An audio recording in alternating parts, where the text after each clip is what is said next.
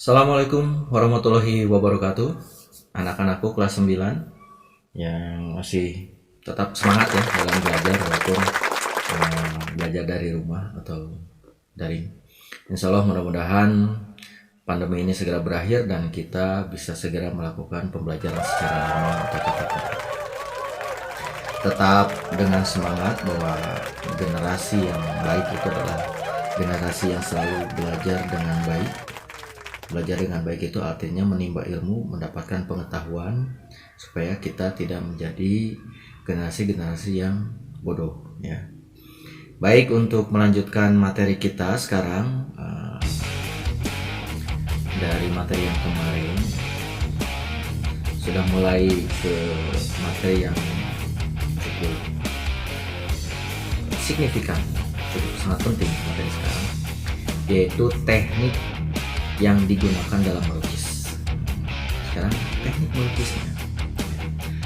Yang pertama, teknik melukis dengan alat lukis yang cair atau lukisan cat air atau teknik akuarel, disebutnya itu teknik akuarel, yaitu melukis dengan sapuan warna tipis sehingga hasilnya transparan. Media yang digunakan adalah cat air. Jadi kalau kalian melukis dengan cat air itu harus sapuannya itu harus tipis sehingga ada kesan transparan. Ini contoh gambar. Yang kedua, mozaik. Mozaik adalah menempelkan pecahan atau lempengan kaca yang berwarna-warni pada media lukisan, biasanya kanvas atau kain ya, dengan membentuk sebuah objek tertentu.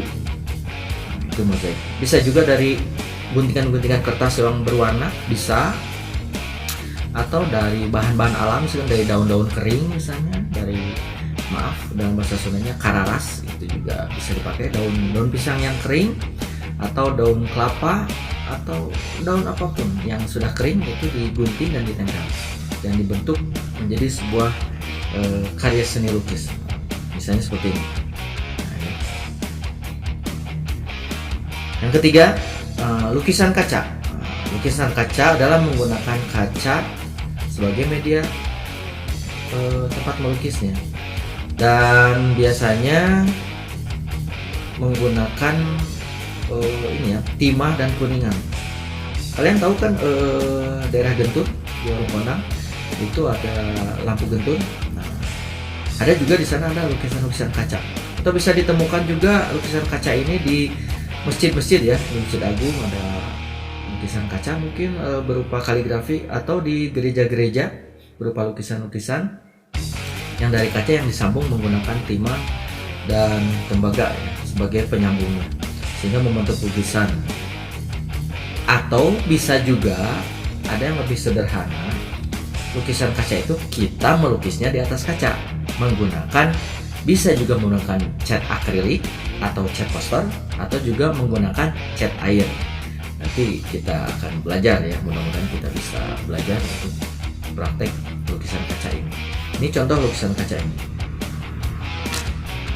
Selanjutnya setelah lukisan kaca adalah batik, yang melukis di atas kain. Membatik atau batik. Batik itu katanya berasal dari kata mbak dan titik, jadi menyambungkan titik. Membatik itu biasanya menutup permukaan kain dengan apa ya, semacam malam atau lilin setelah dilukis, yang membentuk garis, titik atau bidang atau ruang sebelum menjadi sebuah gambar. Hasil akhir dicelupkan ke dalam larutan pewarna. Nah, hasil akhir. Jadi dilukis dulu menggunakan canting kalau batik tulis ya. Terus sekarang batiknya sudah batik modern, terutama batik-batik cap atau batik stempel. Itu lebih efisien waktu, tapi dari segi kualitas tentunya batik tulis itu kualitasnya terbaik. Nah, makanya harganya juga mahal ya. Jadi teknik melukis di atas kain biasanya disebutnya itu membatik. Contoh-contoh batik deh. Tapi ya kalian sudah sering di rumah juga banyak sinjang batik atau baju batik, kemeja batik banyak ya. Nanti juga kita akan belajar tentang macam-macam batik. Nah, selanjutnya proses atau langkah-langkah dalam melukis ini yang harus diketahui. Kalau kemarin tentang materi teoritis secara global tentang aliran-aliran dalam seni melukis. Nah, sekarang teknik dan langkah-langkah melukis, artinya kalian memang harus melakukan praktek melukis ya.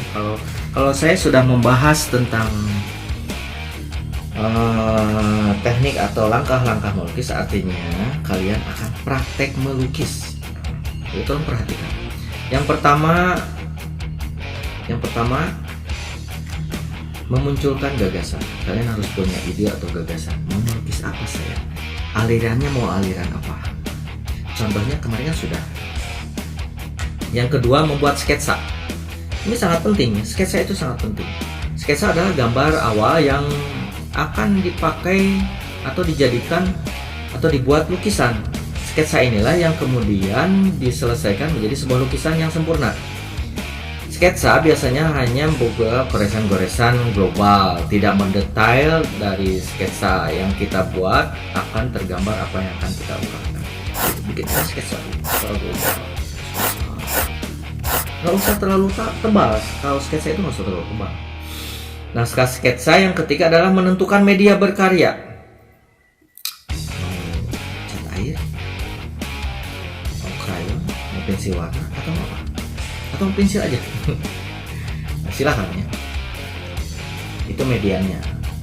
Pakai kertas atau kanvas atau kain. Kalian mau membuat batik, terserah. Yang keempat adalah menentukan teknik. Nah, yang tadi teknik, mau teknik yang mana yang kita pakai. Yang kelima, mewarnai dan menyempurnakan lukisan yang kita buat.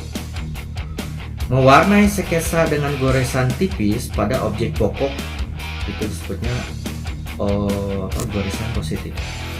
Dan latar belakangnya, kalau latar belakangnya disebutnya itu goresan negatif. Dan menyempurnakan lukisan dengan kontur. Tahu kontur kan? Tipis tebal. Penyinaran, kita harus lihat lukisan kita ada sinarnya berasal dari mana, itu berarti warnanya lebih terang atau disebut spotlight. Penegasan dan penentuan gelap terangnya. Jadi kayak gini nih, ada gini, ini gelap di belakang saya, terangnya di depan, semacam begitu. Itulah proses dalam langkah melukis. Nah, sekian untuk materi hari ini. Anak-anakku kelas 9 tetap semangat dalam belajar dan persiapkanlah diri kalian juga nanti untuk praktek melukis ya.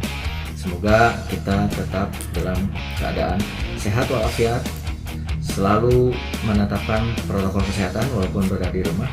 Sekian, terima kasih. Assalamualaikum warahmatullahi wabarakatuh.